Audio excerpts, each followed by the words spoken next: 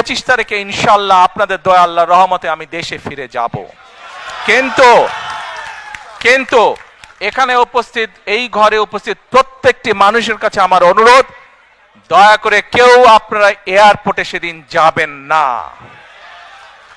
দয়া করে কেউ আপনারা এয়ারপোর্টে যাবেন না আপনারা, কারণ এয়ারপোর্টে গেলে একটি হট্টগোল তৈরি হবে এবং মানুষ জানবে যে এরা সব বাংলাদেশি, এবং দেশের সুনাম নষ্ট হবে, দলের সুনাম নষ্ট হবে।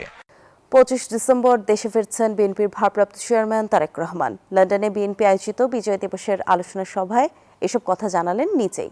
প্রবাসীদের কাছ থেকে বিদায় নিয়ে লন্ডন বিমানবন্দরে ভিড় না করারও আহ্বান জানান তিনি। একই সঙ্গে ফেব্রুয়ারির নির্বাচনকে ঘিরে চলমান ষড়যন্ত্র মোকাবেলায় সবাইকে ঐক্যবদ্ধ ও সতর্ক থাকার পরামর্শ দেন তারেক রহমান। দেড় যুগ নির্বাসন কাটিয়ে 25 ডিসেম্বর দেশে ফেরার কথা নিজেই জানালেন বিএনপির ভারপ্রাপ্ত চেয়ারম্যান তারেক রহমান। বিজয় দিবস উপলক্ষে লন্ডনে এক আলোচনা সভায় দেশে ফেরার কথা জানান নিজেই। গণ অভ্যুত্থানে প্রবাসীদের ভূমিকার প্রশংসা করে তারেক রহমান বলেন, দেশের স্বার্থে ভবিষ্যতেও এভাবে ঐক্যবদ্ধ থাকতে হবে। ষড়যন্ত্র থেমে নেই এবং এই নির্বাচন কিন্তু খুব সহজ নয়। আপনারা অনেকেই কিন্তু ব্যাপারটা এখন বুঝতে পারছেন। 1 বছর আগে যা বলেছিলাম সেটা কিন্তু হচ্ছে। এখন আমি আবারও বলছি, সামনের সময় কিন্তু খুব সুবিধার না। কাজেই সকলকে ঐক্যবদ্ধ থাকতে হবে।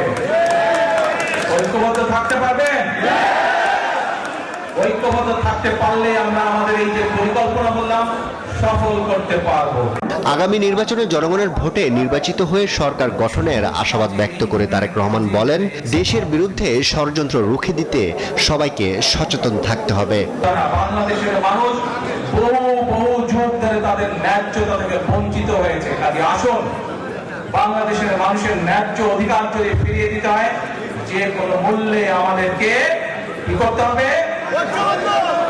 দেশে ফেরার সময় লন্ডনের বিমানবন্দরে কোনো ধরনের হট্টগোল সৃষ্টি না করার অনুরোধ জানান তিনি।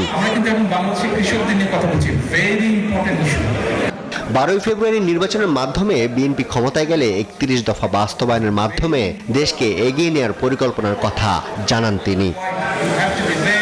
আরফিল ইসলাম, নিউজ 24, ঢাকা।